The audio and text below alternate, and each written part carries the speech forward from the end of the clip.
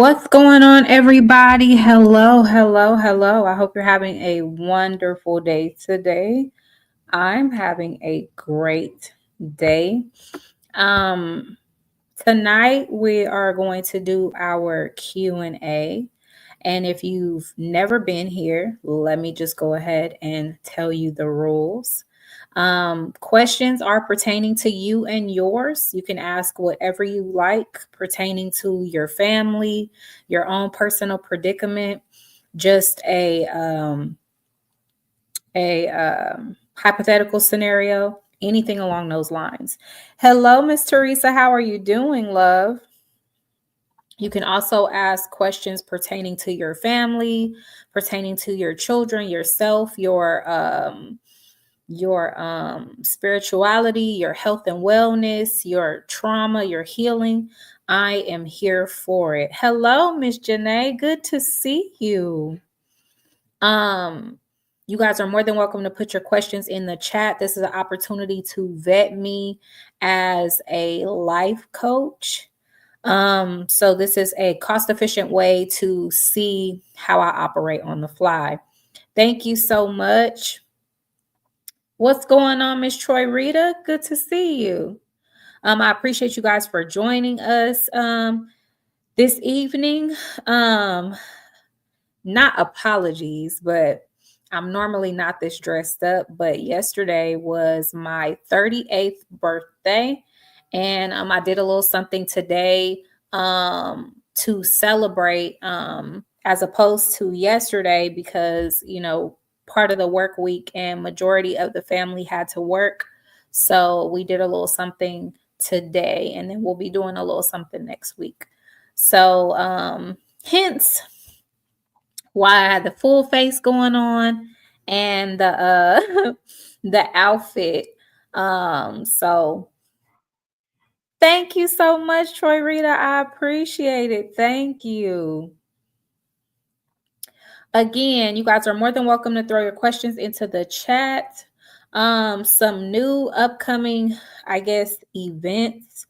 There may be a little bit of a delay when it comes to the extra days a week from the podcast. I'll likely be doing the extra days solo because there's literally a lot of changes developing that we did not plan beforehand, so we're kind of just like going with the flow. Hello, Miss Brenda, thank you so much. And Troy Rita says I turned 39 in January. 40 is coming, and I'm so looking forward. I hear you. Listen, I'm glad to hear you say you're looking forward because I'm not looking forward to turning 40. Just stall me out. Stall me out. Janae says that's the dress that I thought you were going to pick. I appreciate that. I was getting a little down a little bit because everybody was saying that they had a different dress in mind. And I was like, oh, I picked the one that nobody thought I would pick. I don't know if that means anything, but after a while going back to check, I started seeing other people pick 4. But a lot of people pick 3. And so like after I do everything that I need to do with my family, I'm actually going to do a review of the dresses that I tried on for you guys so you guys could guess to see which one I was going to pick for my birthday. And I'm going to let you guys know my thoughts on each one of those items. And I honestly liked it so much, just picking out something and getting you guys' opinion, that I think I'm going to take you guys shopping with me more often so we can have conversations about like personal style and that kind of thing. Because I think that's a conversation that women like to have typically, style, what's in your personal taste, so on and so forth.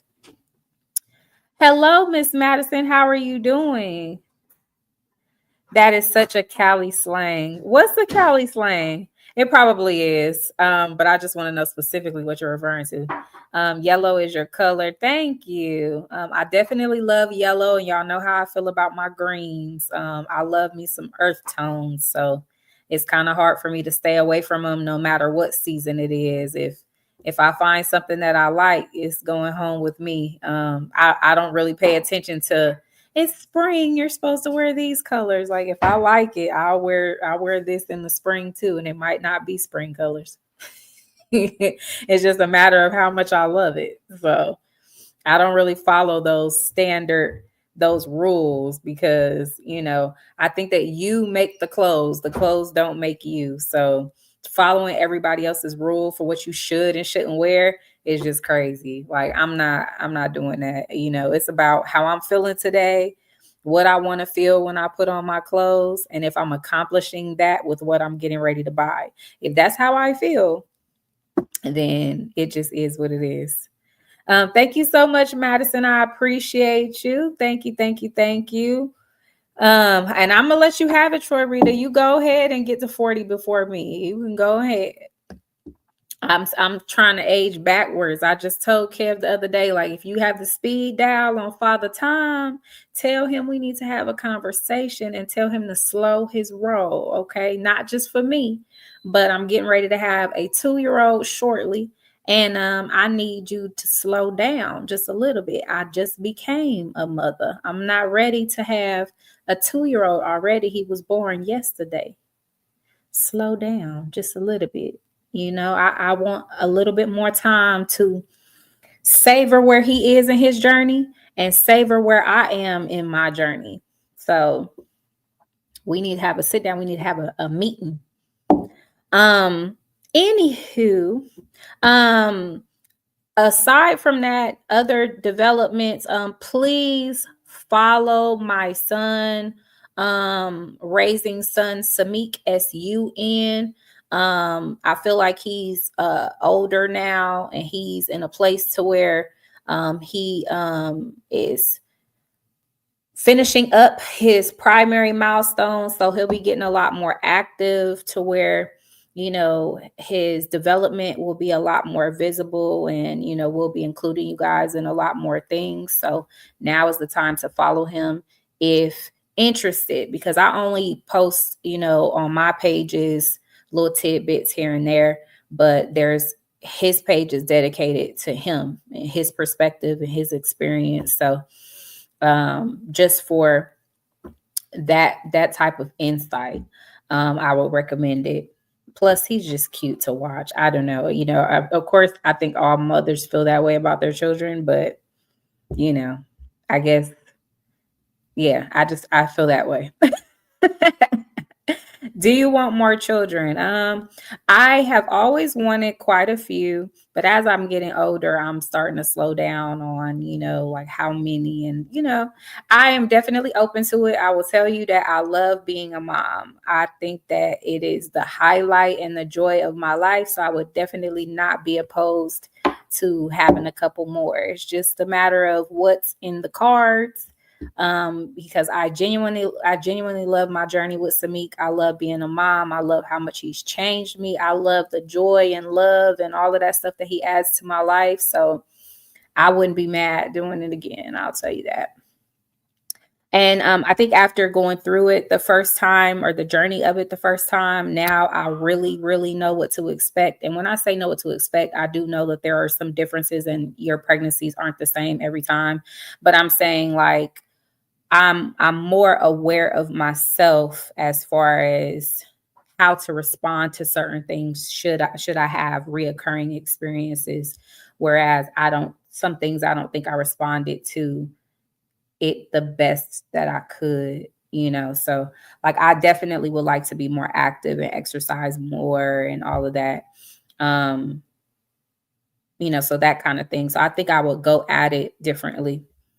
But again, this is an opportunity to vet me as a life coach. I would appreciate it. You guys are more than welcome to put your questions in the chat. Again, rules of Q&A is to ask questions pertaining to you, your family, your children, your health and wellness, your struggles, your healing, your spirituality, that sort of thing.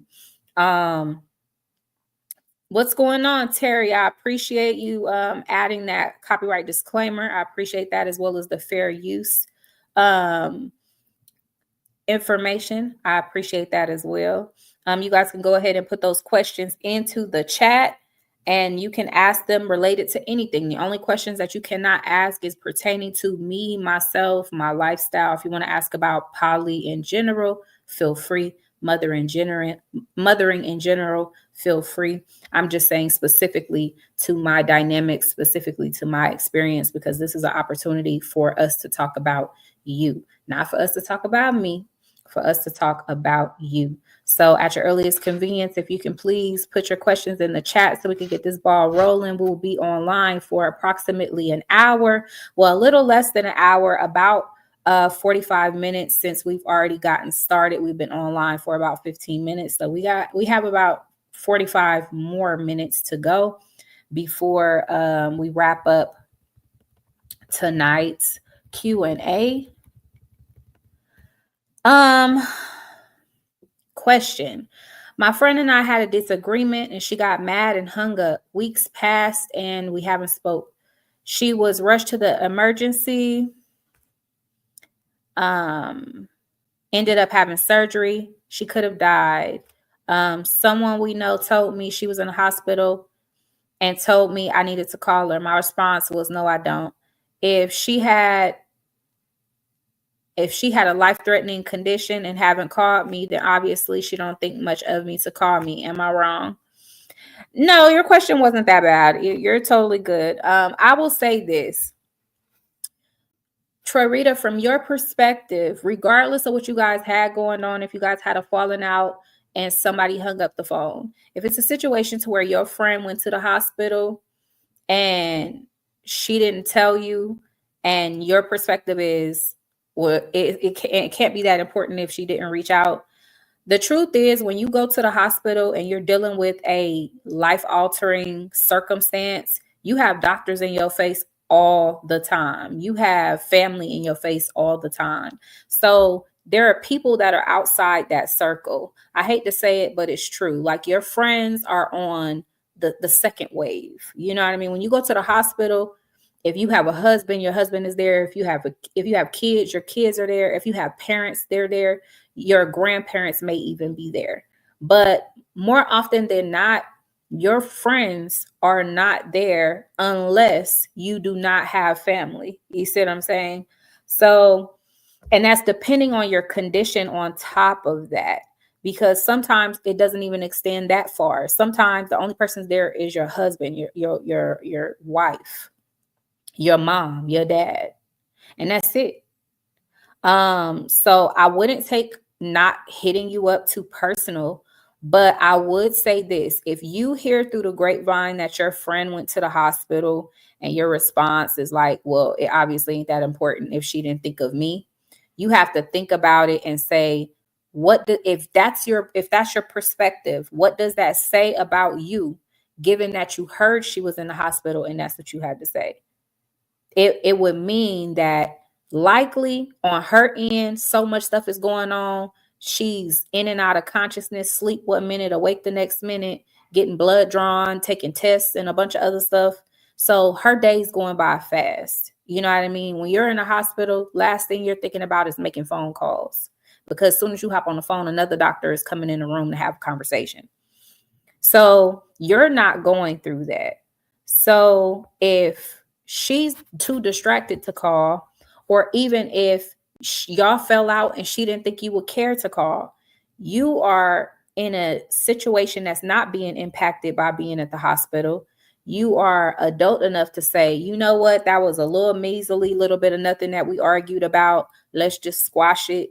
And the minute you heard your friend was in the hospital, you could have been like, oh my gosh, she could have died. Something could have happened to her. And we over here beefing over this. Let me go check on my girl and make sure she's straight. But you didn't do that. So you have to ask yourself, never mind saying, despite the fact that you could have almost died and you didn't call me, I found out you could have almost died and I definitely didn't call you. And I'm not going through anything. All I did was hear about it. You see what I'm saying? You're actually in the hospital going through the trauma of whatever it is going on in the hospital. You see what I'm saying?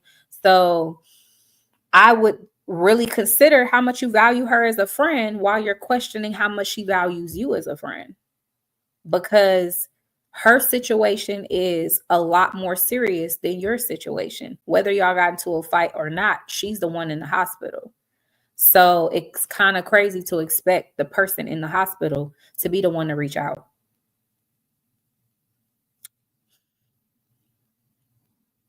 What to do about a situation when my gut is giving me more advice? When my gut is giving me more than one feeling, how do you know it's your gut? Typically that's not how it works. When you get more than one piece of advice, let's say, it's typically your intuition, your mind, your heart, your spirit. Um, Most of the time it's not a situation to where your gut is always is the source of your information. So I would consider the priorities. I've actually taught this on my page at one point. When you're thinking about when you have something going on, your mind considers how you're going to look. Like, I'm not trying to look stupid. You're trying to make me look like a fool. I feel like I look dumb. Those are head thoughts. Those are mind thoughts. When you're talking about this is what I want, I don't want to hurt anybody's feelings. I don't want to look like a failure. I don't want, I do want, I don't want. All of that is a matter of the heart, and how it feels is a matter of the heart. Spiritually, your spirit the spirit typically looks out for the whole vessel and considers the priorities. So your spirit is usually the most sound of your entire body. And then you have, I usually just list those three, but you might also have your intuitive sense, which is like your gut. So your spidey senses. You have to ask yourself, what type of person you are. Some people are very logical, so they follow their thoughts. Some people are very emotional, so they follow their heart. Some people are very spiritually based, so they follow their spirit or their intuition.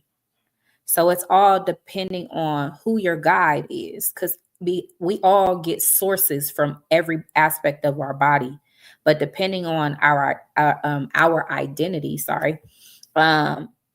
what you follow, the one that speaks to you the most is the one that you're going to let lead you.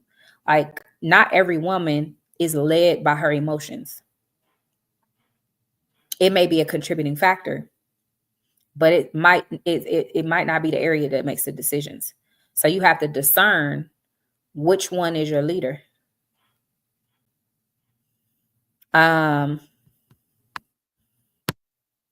Yeah, but I know her. I know she's extra petty, and if she wanted me there, she would have reached out.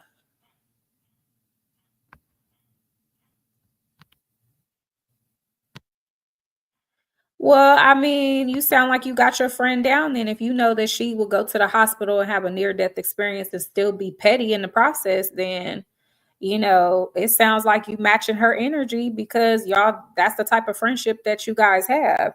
That there's nothing I can really advise on that. If you know that about her and that's who she is, and you typically match her energy in that space, then you may be handling it the right way. But in truth, I feel like even if you have a petty friend, when your life gets threatened, you wake up and you stop acting crazy. I don't think petty is on the list when you go to the hospital. You just want to know you're going to be okay. And when you don't think you're going to be okay, calling people is not in the forefront of your mind. So that doesn't sound rational to me. But if you believe that your friend, despite having her life threatened, is still prioritizing being petty towards you over a fight that happened prior to going to the hospital, then y'all got it. I don't have no comments for y'all. I can't, you know what I mean? To me, that's a lot. And if that's the right thing to do, to match her petty energy with your petty energy, then y'all just gonna have to see if she survived the hospital and argue or squash it when she get out, because she's not going to call you and you're not going to go check on her. So y'all just two peas in a pod then. Y'all made for each other. Green Eyes says, I have a question. I have a friend who I enjoy talking to, but she act like I thought,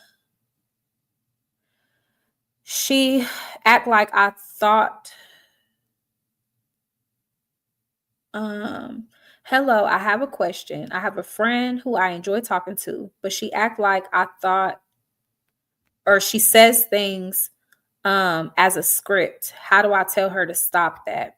That wouldn't be my advice, Green Eyes.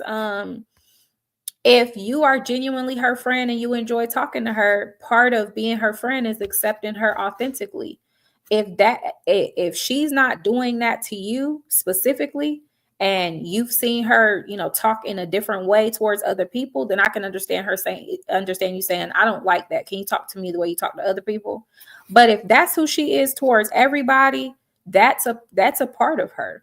And you may be pushing her away by asking her to shave a part of her identity off because it doesn't mesh well with you. One thing that we have to realize when we're dealing with companions, when we're dealing with friends, is it's not a situation to where you're supposed to like everything about the people you socialize with. There are things that you're going to have in common, and there are things that you are not going to have in common with your spouse, with your friends, and with your family.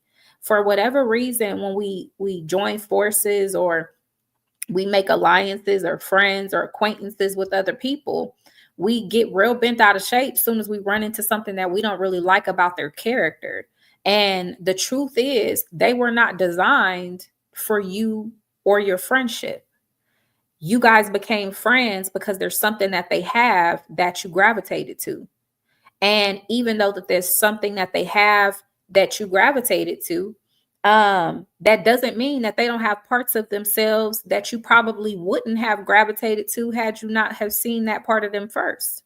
But the truth is, yin and yang exist. As above, so below exist. All things are in balance. Your friend will be good and she will be bad. She will be optimistic sometimes and she will be negative sometimes. She will smile today and cry tomorrow. This is the truth of it all. We are all layers and multifaceted people. And we have to adjust and adapt to the fact that that's the reality of it. There's nothing you can do about that. So you have to ask yourself, do you enjoy talking to her and enjoy her friendship so much that you can allow her to be? You know what I mean? If she's not disrespecting you, she's not causing you any harm, she's not making fun of you, she's not hurting your feelings, there's nothing about her that needs to be corrected. You just have to understand that that's who she is. Or to bow out gracefully and say, you're a little too much for me. I think you're a great person, but you're a little overwhelming for me. So I'm going to have to, back out. Because what we don't realize is when we do that to other people, I have a friend and I feel like they talk too much. Should I, I should tell them that they talk too much. Little do you know them, the how much they talk is their gift. And because it doesn't rub you the correct way, you feel a sense of authority to tell that person, stop talking so much. Everybody don't want to hear you talking all the time. You always talking, you always talking. And now they have shut that part of themselves off just to keep you as a friend. How do you know that it wasn't them talking so much that would lead to them being an actor, lead to them being a motivational speaker, lead to them being a teacher? But because they're trying to maintain a friendship with you, now they don't talk as much as they used to. They're not as eloquent. They don't show themselves. They don't let the light shine of themselves as much as they would if they didn't have the criticism or judgment, and they weren't subjected to that by their family and friends. You see what I'm saying? We're supposed to nurture the people we love and support gifts, so they can feel comfortable and confident utilizing them. That's a big part of where we are in society today. Most people do not show their true selves, not even in relationships, for fear that it will not be accepted, because we are conditioned to tell people they doing too much. You doing too much. You talk too much. You do this too much. Like, I get those type of weird criticisms all the time. Like, even when I'm like talking or I do a video or something, they're like, why you keep adjusting your glasses? I'm like, why is how often I touch my glasses a problem for you? Why are your ears pierced like that? Maybe you shouldn't do this and you shouldn't do that. And I'm just like, if we subjected ourselves to everybody's opinion, we wouldn't shine. I heard you talk too much. You're always talking. And here I am now, a full-blown life coach with my own business, and I teach classes. I'm in the middle of writing a few books and a bunch of other stuff, and all of that has come in connection with my voice. If I would have let people who were my friends, like, and I got teased growing up and I didn't like it, but if I would have let their opinions stop me from talking, I would never be here.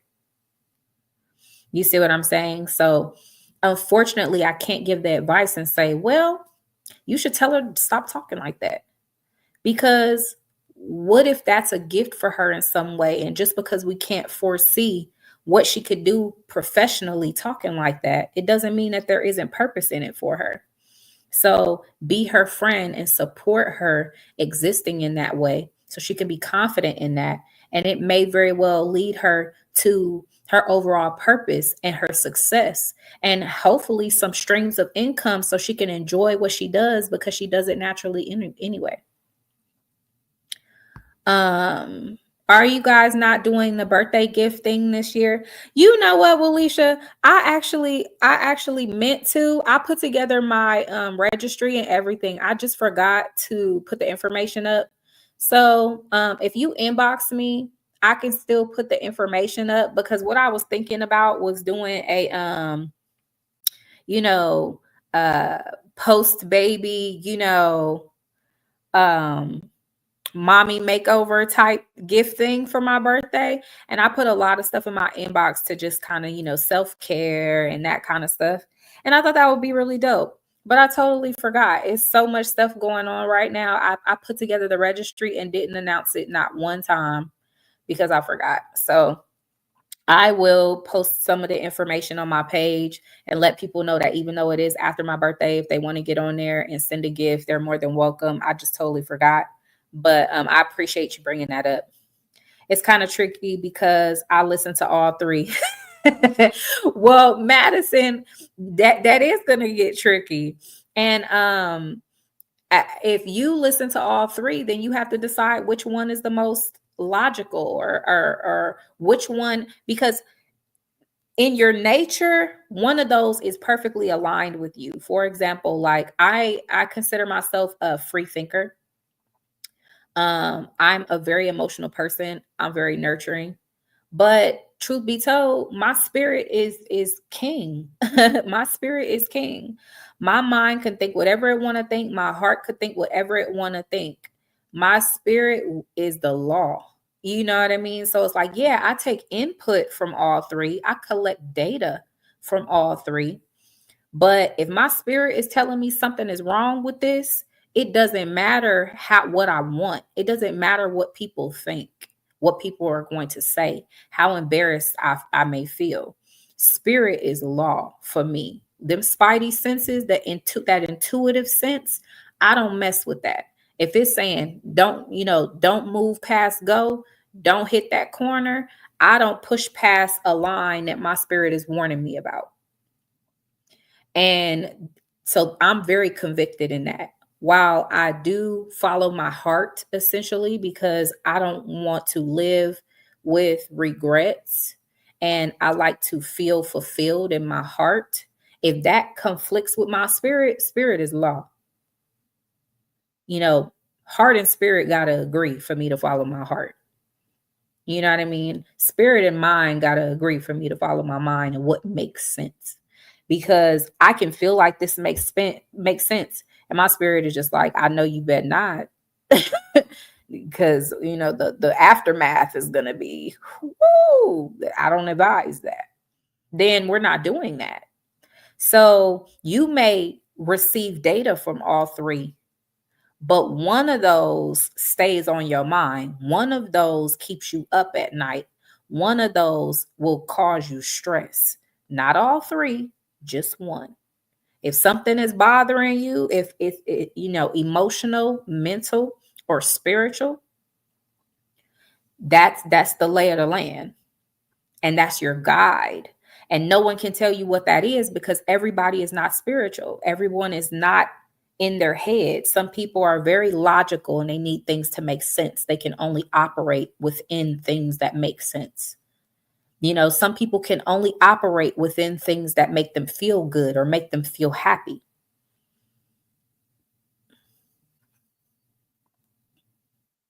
Some people can only operate inside in an intuitive sense or a spiritual sense that supersedes the full body, because it's looking out for your soul. It's looking out for your past life, your next life.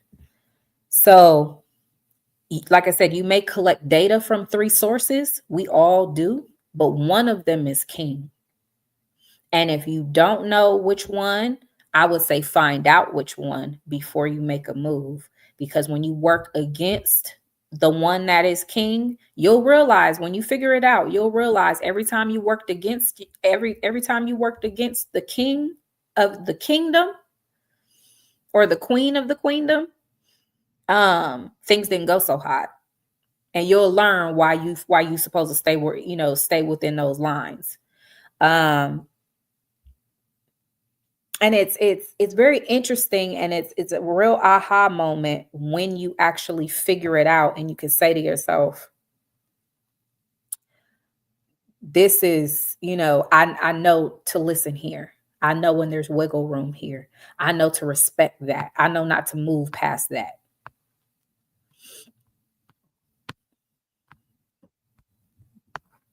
I texted her crazy. I just didn't call. Yeah, see, y'all a different type of friendship. I understand that she plays out a script in her head with every situation we talk about, but I feel what you're saying. Good. I'm glad to hear it. It's a time for talking too much. It could be told in love not to talk so much. I digress on that.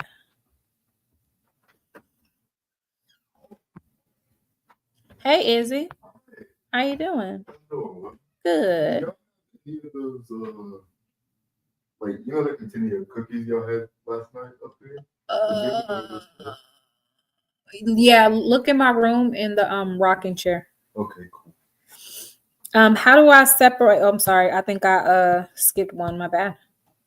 How do I get out of feeling like my or this relationship should end if we couldn't come to an agreement in an argument? A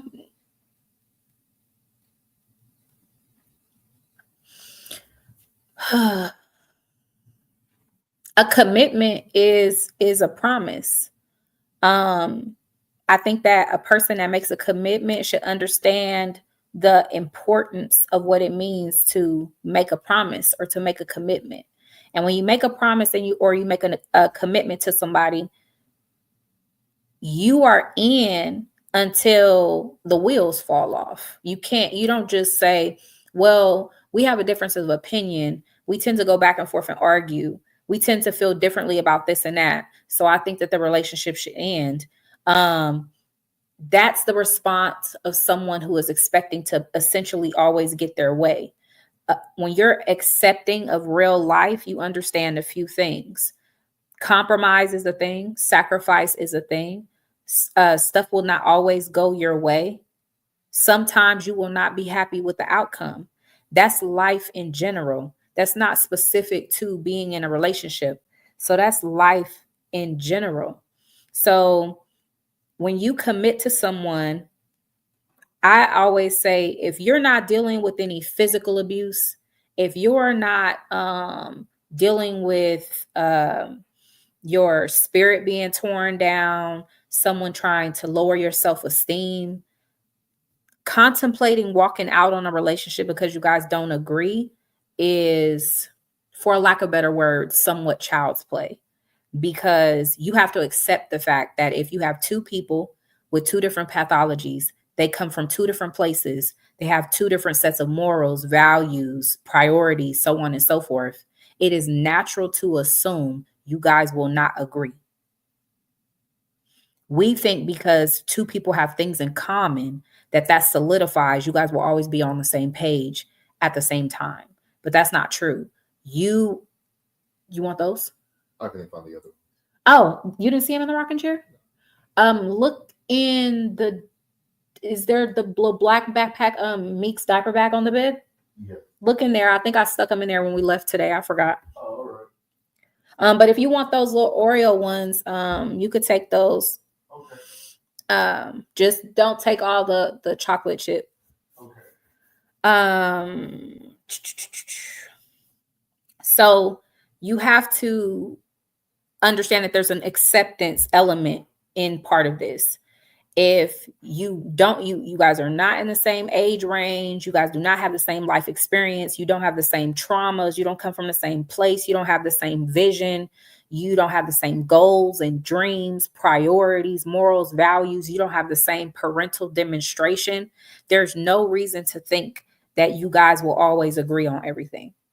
Even two people that had all of that stuff perfectly the same will still find ways that they don't agree.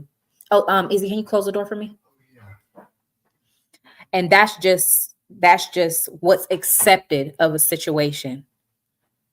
So I would say at the end of the day, it's less about an argument and assuming that the relationship is not supposed to work out and whether or not you want to be with that person, period. Because if you don't want to be with a person, you will use an argument as an excuse to get out.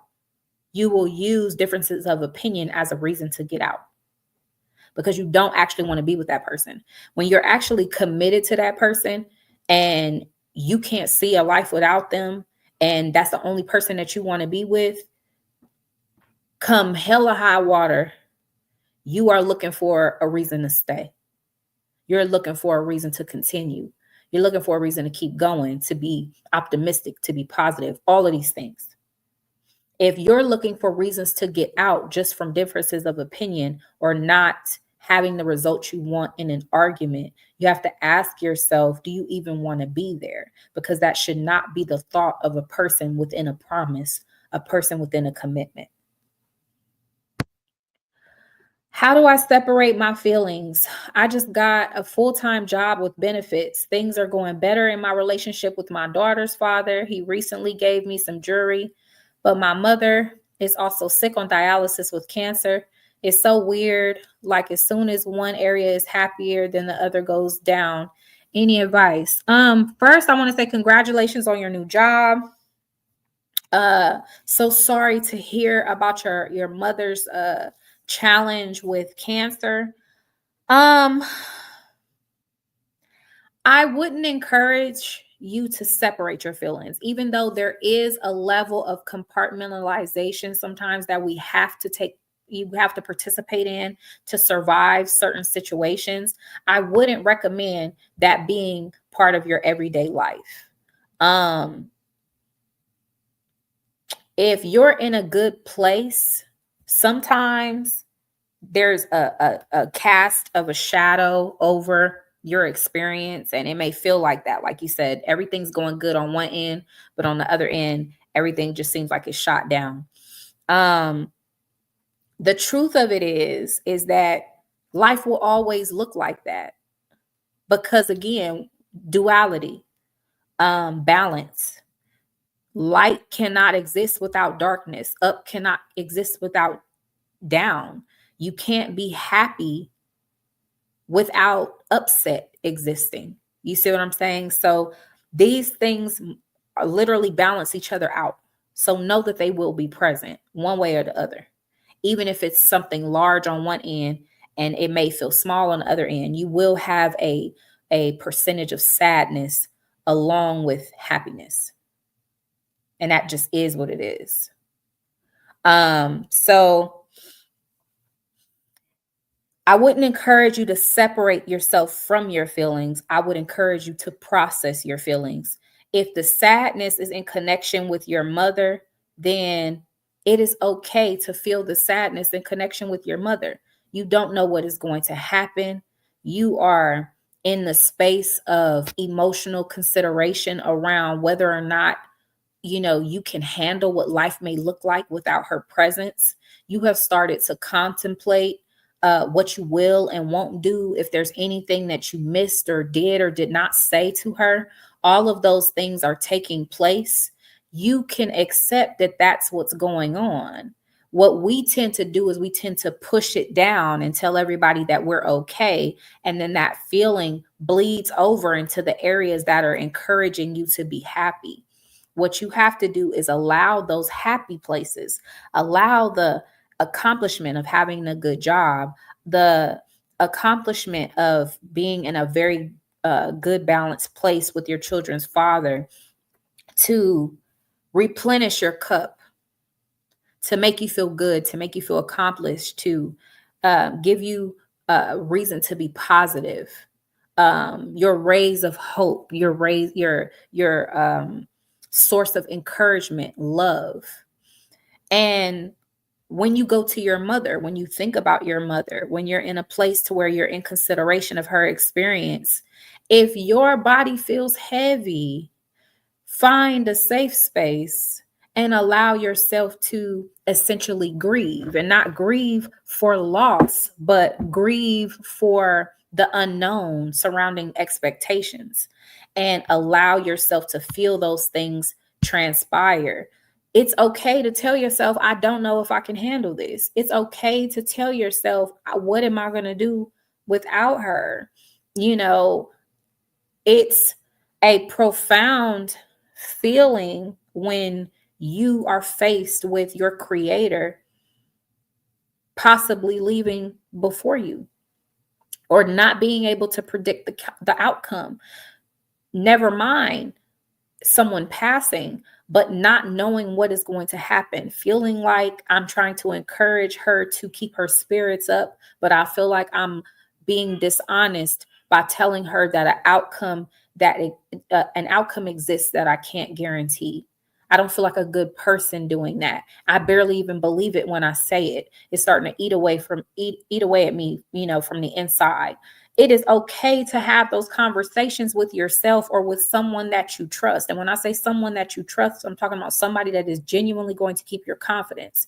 Friends and family may not be those sources, because people will turn on you in the minute that they do not have what they need from you. Maybe going to a therapist or a life coach or someone that you can really talk to. My mother passed away in 2020. And she was sick a long time before then. And it almost felt like we were waiting on her, you know? And when she passed, it broke my heart. It broke my heart. And I had never felt so much emotional pain in my life. But I had a conflict emotionally, because I couldn't understand how I could ache so, but then find so much relief in the idea that she's no longer suffering, in the idea that she's no longer in pain, in the idea that she's no longer restricted to a bed, and she can spiritually roam and drift and be free. You know what I mean? I was scared to see her on, to say my final farewells. And I was overcome with surprise when I went to view her, and felt like I saw her the most peaceful I had ever seen her in my life. And I was like, I have no idea why I feel okay right now. Because when I went to see her, I had so much anxiety. I had tears, mountains of tears swelling up behind my eyes. But when I laid my eyes on her, I was like, I don't understand why I feel like everything's fine. The pain left me. The tears left me, and I didn't understand it. I had such a difficult time with those emotions.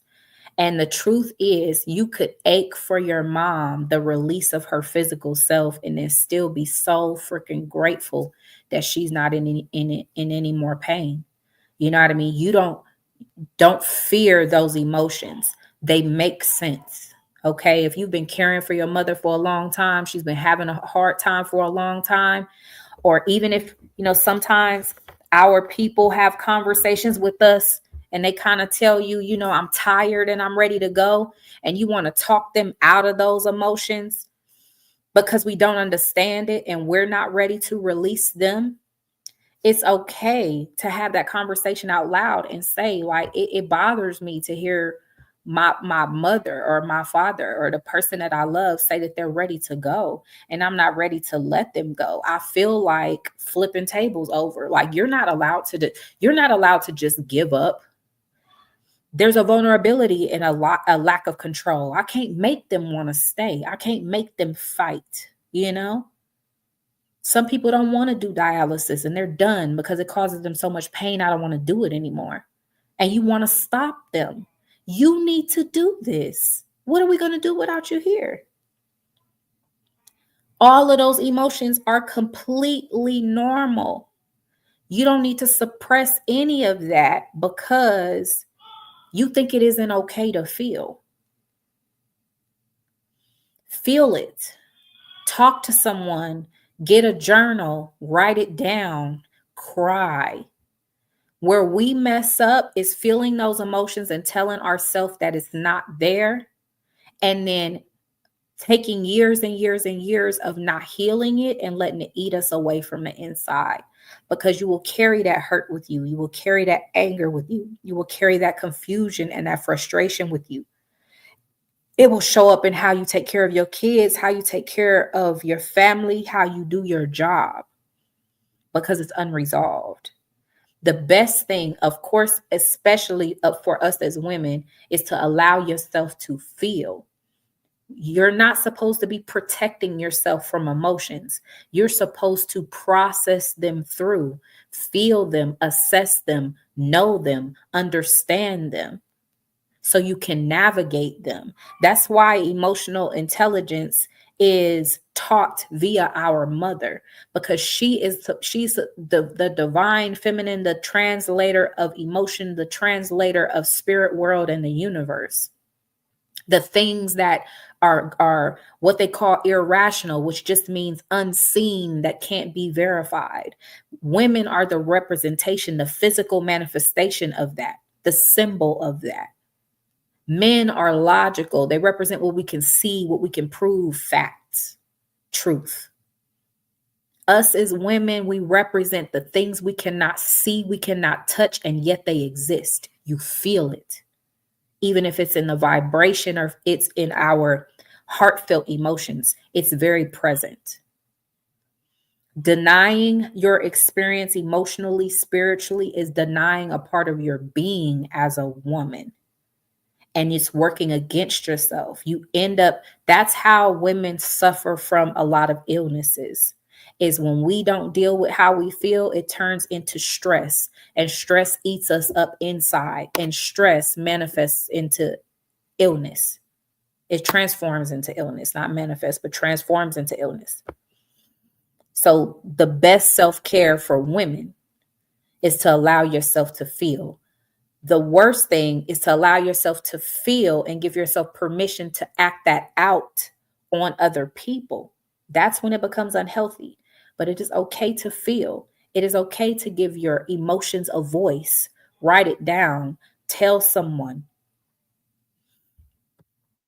Because it is true. It is valid. It's a real experience, and you have to give it life. It's nothing to hide. When you get conditioned to hiding those things, you suffocate the life in your body. That's how we end up with women who don't know who they are, women who lost themselves, women who have suffered from anxiety and depression. You have suffocated your voice. You're supposed to be able to say, this hurts. This is confusing. I don't like that. That hurts. I don't want that. Don't do that. That's uncomfortable for me. When you can't align yourself with your voice and connect your emotions to your voice, something is severed inside of you. And women act out in that place. That's when they start destroying stuff and cussing people out and putting their hands on people. They don't have a vocal outlet. And when I say they don't have it, we're not talking about a woman's ability to cuss you out, because women are supposed to be graceful. We speak life. You can do anything you want to be. You are brave. You are beautiful. You are capable. You are powerful. When we start telling you you ain't ish, your mama ain't ish, we're in the death of our soul. When a woman is happy, she speaks optimism, encouragement, possibility. She speaks happiness, joy, comfort, nurture. When she's broken, everything has a negative outcome. Everything is a problem. Everything is ripping your soul out your body. You're not going to be this. You can't get no job. You ain't, that's what you said last time. You a liar. You a cheat. You ain't going to be this. They'll rip you. They will rip your soul from you. That's why they talk about women and their words, because we are vibration, honey. We are vibration in our spirit. And you can tell where she is in her soul just by the way she talk. If there is no pause in her, she will say the worst thing about you. That's why your mama, you like, oh. When a woman will come out and pull your deepest pain out your body through her mouth, she is broken. The most devastated woman won't do that. The most devastated woman won't do that, because she's still in her she's still in her healing place. When a woman will do that and she ain't even sorry, she's not like, oh my gosh, broken. And that's what we do to ourselves. We sever the connection between spirit world and our voice when we stop giving our feelings inside life and saying, I feel, this is what I need. This is what I want. I like this. That makes me happy. I enjoy this. When we stop communicating, we stop being understood. We stop being heard. We literally cut ourselves off from spirit world. And that's everything that gives women life: being seen, being heard, being acknowledged, being felt, being able to feel. When we stop talking, those connections break. And all that manifests is a world of a grown temper tantrum child acting completely out.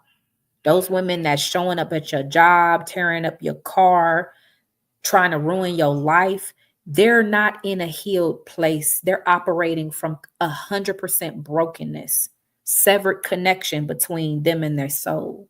They don't feel it. That's how they can do it. Because women that are in their healed place can watch somebody suffer in a movie and start crying.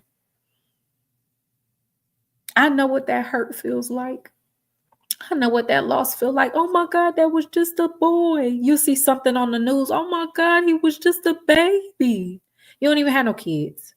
And you'll feel that hurt. You'll feel that ache like that child was yours.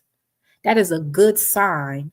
That means you are still in connection with your soul. You are still in connection with your heart, with your origin, with your nature. When stuff like that can fly by you and you're just like, something's wrong. Something's wrong. When you don't care who's allowed access to your body, something's wrong. We are spirit world. Believe me. A woman knows when a man is poisoned just by his access to her. Have you ever had a man touch you and you just like, what you think that is? You think that's because, calluses? Is that what you think it is? No, honey. Energy. You ever had somebody just touch you and your reaction was like, oh my God, don't touch me? Like they violated your entire being by like you, the nerve. Don't get me wrong, there's people that's touchy about space. But it's that immediate snatch reaction, and you will be reeling about it all day. Energy touched you, you didn't want touching you. Energy came into your space that you didn't want in your space. And we're supposed to be that way. We are supposed to be that way. When you can lay with a man that you know is no good for you and still find yourself there, something is broken. When things that should make you make you cry and make you feel and be empathetic, and you're just like, something is broken. When you express love with your body and your sexuality, something is broken. There's a reason why we find attraction in a man's capability. When women look at men and be like, oh, talking about him sexually, something is amiss. Men talk like that. Men look at women and go, ooh, that fat. Ooh, and I'd like to. Women ain't supposed to be talking like that. Because we're looking for protection. We're looking for security. We're looking for lineage. We're looking for a builder. So we're looking for strength. We're looking for consistency. We're looking for discipline. We're looking for honor. We're looking for good health, athleticism. We're not looking, you know what I mean? When when a woman is looking at you talking about, I can see your print, something is wrong. You canvassing in the wrong area. That's not going to lead you to being protected.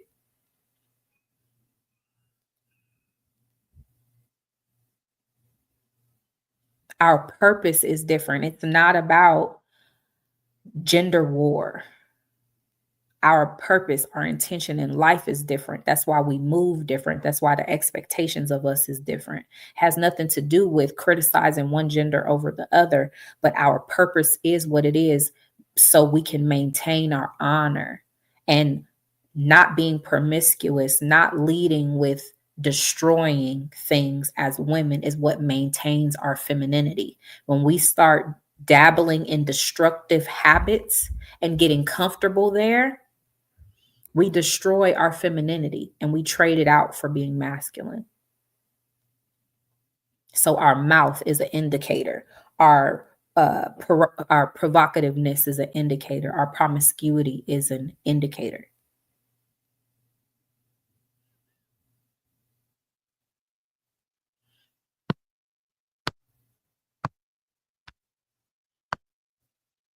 How can I get a life partner? My advice would be to work on yourself. I don't think that anybody should ever desire or look for a partner. I think a person should prepare themselves for their partner through manifesting. I think that a woman and a man's work is, I'm going to learn how to cook so I can be a good wife. I want to learn how to sew so I can make clothes for my children. I'm going to learn how to build so I can provide for my family. I'm going to learn how to invest so I can make sure I have the financial capability to support my family. I'm going to learn how to do this so I can, manifest. So I want to learn these qualities so it could benefit my family in this way. I'm going to manifest this quality so I can benefit my family in this way and speak it out loud. I want this job. So, you know what I mean? Like when I pursued a job, I would say, I'm going to be a cosmetologist. So when I get married, when I have my first child, I can also work from home because I want to be a dedicated mother. I don't want my child to be the sacrifice for my job. My job needs to be the sacrifice for my child. And so speak purpose over the things that you do. Why do you want this job? Why do you want a house? I want to get a house because when I get married, I want to be able to support my wife. I want to get this so I can support my family in this. I want to make sure I have good credit so I can do this, and speak your manifestation, speak power over it, speak out loud what it is for. Develop yourself. I need to make sure I'm on time, because being on time is a reflection of good character. I want to make sure I'm disciplined, because I want to make sure that by the time I have a son, I can demonstrate all that I would like him to be instead of telling him what to be. I want to make sure I'm honest. So when I have a son, he'll know the power behind being in alignment with his words and being a man of honor, a man of code, and saying what he means and meaning what he says. So that way, when I find my wife, the day that she is with child, I'm already prepared. There is no reason to get ready if you're already ready. And then as you're manifesting yourself, as you're cultivating yourself, as you're molding and structuring yourself, you're drawing your partner into you. And as you're developing, you're manifesting a quality person, because as you're developing yourself, your expectations change, your requirements change, which means you're not looking out into the world for the foolery that would normally distract you, like just having access sexually, just being able to, have a baddie on your arm. As you're developing yourself and you're speaking purpose over the things that you're doing, you're able to also discern a woman that is not in alignment with your purpose, a woman that is not in alignment with your vision. So your discipline, as it's being developed, your discipline will also protect you from women that are not to your benefit, women that are not worth marrying, women that are not worth procreating with. And that's where we mess up, is we want a good wife or we want a good husband, but we're not cultivating ourselves in the in-between time. So when we feel a feeling for a man or feel a feeling for a woman, we automatically think that's our person, because we don't have the discernment up to par to know what boxes we're supposed to check off for the benefit of our child, for the benefit of a healthy marriage, for the benefit of longevity. We're just reacting to attraction. We're reacting to having common goals and certain compatibility indicators. And that's not how you build for a lifetime. You can build for the rest of your life with somebody who does not like all the same things as you, but you guys are on the same page mentally, spiritually, physically. You guys have the same communication style. You guys understand each other communication wise. We typically don't know the characteristics that last a long time. That's why men chase a nice shape, women chase money, and then they realize that money does not raise children, it provides for them. We learn that a nice behind will encourage you to create those children, but if she doesn't have a brain sitting on top of that behind, she will not create responsible children. She will not lead those children or demonstrate to them in a beneficial way. While you're out trying to support the family financially, she's letting the children run amok because your priority was a frame. And you don't learn that you made a mistake until they're already a parent. And where we find good partners is when we look at these characteristics and say, that doesn't create a good parent. That doesn't create a healthy marriage. So I'm not going to engage physically with this person knowing that they can't do anything for me and our children. They're not a good example. I wouldn't want my daughter to turn into her. I wouldn't want my son to marry her. You see what I'm saying? When you're disciplined enough, when you're rational enough, you're in alignment enough, you're intentional about your purpose enough to where you can look at a woman and go, yeah, she fine. Yeah, she got a nice body, but I talked to her. She's not smart. She doesn't make good decisions. She doesn't have good credit. She's going nowhere. She's all looks. I'm not fooling with it. I don't need a baby mama like that. I need someone that's looking into cooking healthy. I want somebody who's considering homeschooling her children in the future, or is a teacher, or somebody that's, open to knowledge, open to self-development, or at least somebody that's into being healthy in her body, because one thing will facilitate another. You know, she may not like to cook, but because she likes to look good and be healthy in her body, it's a skill she'll likely pick up and be motivated to pick up, especially when she has children and she realizes how important a good, nutritious diet is. You see what I'm saying? So it's like sometimes you don't even need all the aspects of character. You need the foundation of character, because when you get the foundation, it will automatically unfold into the other characteristics. So you want honesty, you want discipline, you want encouragement, you want softness, you want someone that can also get out here and get it when they need to. They're not afraid to work. They're not trying to spend more than they contribute. You know, someone that can have a logical conversation and make sense of the world with you, someone that can cheer you on, someone that's not trying to debilitate your thoughts and incapacitate you when you're moving towards a goal. You know, somebody that can support you and cheer for you.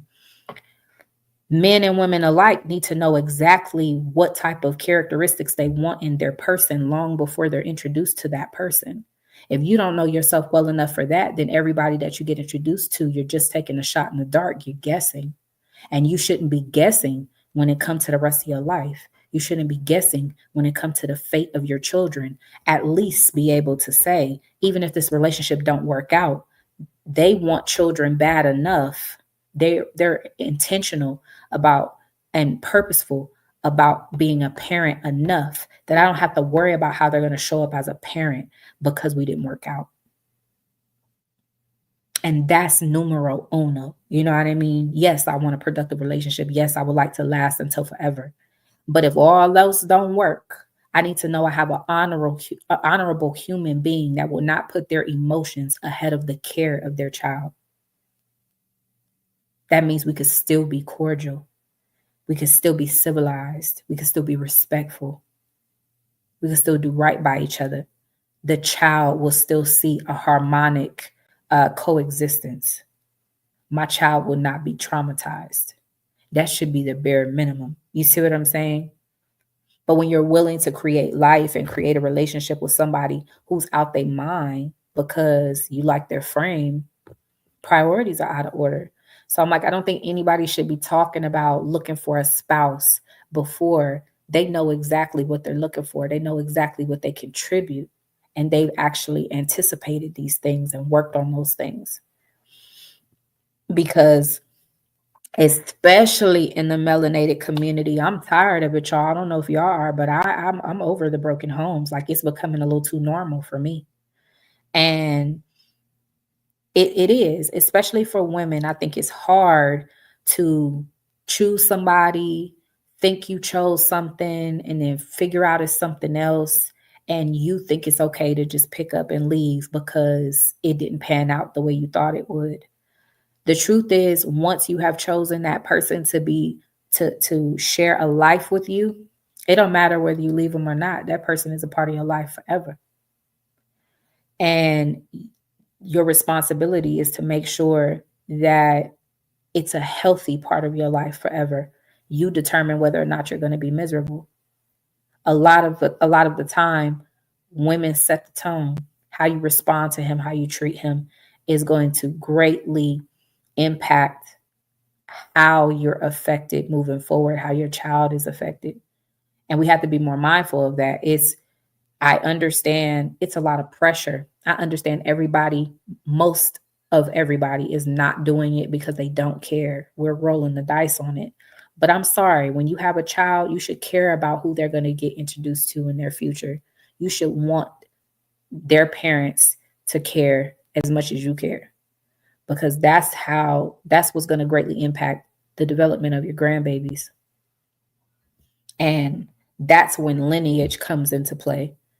And it's important to know yourself. Self-awareness. Oh my gosh, I can't stress it enough.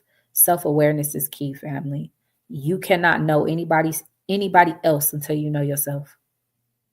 That's where your work is all the time. I tell people all the time, stop trying to check people on where their flaws are. Until you know yours in and out, you shouldn't be speaking to nobody about what they got going on. Because the minute that you can do a full self-assessment of yourself, you'll start to understand what you see when you're looking at everybody else.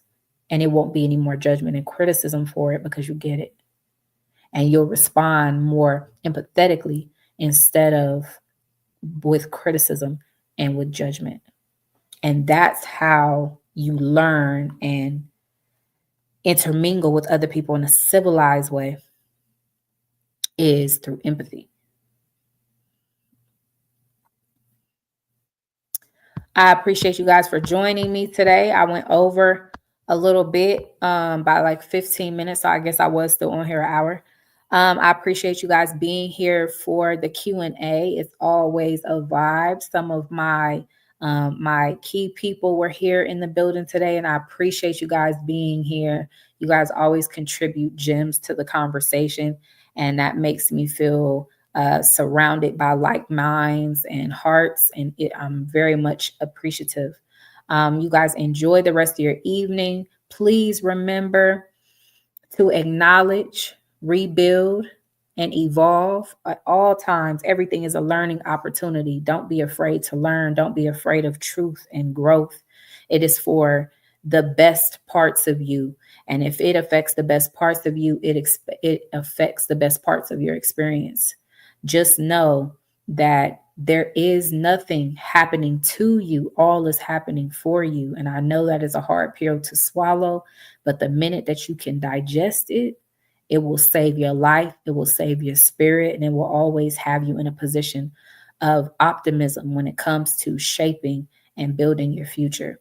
You guys have a wonderful evening. What's today? Today's Friday. I will likely be back on tomorrow and Sunday. I will let you guys know online. Please stay tuned for the post in the comments or on the feed. I'm sorry.